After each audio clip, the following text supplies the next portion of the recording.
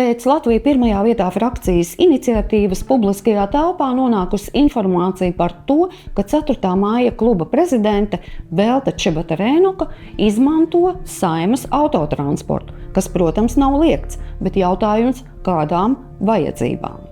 Mēs saņēmām anonīmu, bet oficiāli iereģistrētu vēstuli Saeimas lietvedībā no Saeimas autobāzes autovadītājiem, kuri pauda izbrīnu par biežo braukšanu un nobrauktajiem kilometriem.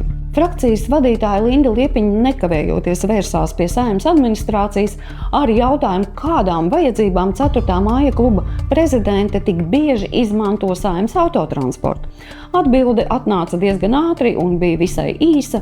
Autotransports izmantots saskaņā ar Saeimas prezidija lēmumu, jā, un paredzētā mēneša limita ietvaros, ieklausieties, 3000 km mēnesī, kas nav maz. Protams, ka šādai atbildēji sekoja nākamā Latvija pirmajā vietā vēstule jau ar konkrētiem jautājumiem Saeimas prezidijam un Saeimas administrācijai, proti kādos datumos, cik kilometri nobraukti, uz kurieni braukts.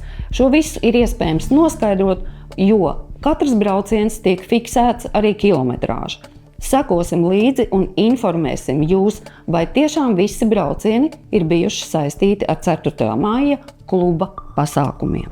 Jautājums par to, cik daudz un kādēļ Saeimas autoparka automašīnas izmanto 4. māja kluba biedri, ir svarīgs tādēļ, ka ir radušās bažas, ka faktiski šis autotransports netik daudz tiek nodrošināts kluba biedriem kopumā, kā pāris reižu izbraucieniem kaut kur uz kopīgiem kluba pasākumiem vai uz kaut kādiem valstiski nozīmīgiem pasākumiem, bet ir radušās pamatotas bažas, ka autotransports faktiski tiek nodrošināts vienai personai, un tas jau sāk izskatīties pēc tāda privāta šoferu pakalpojumiem.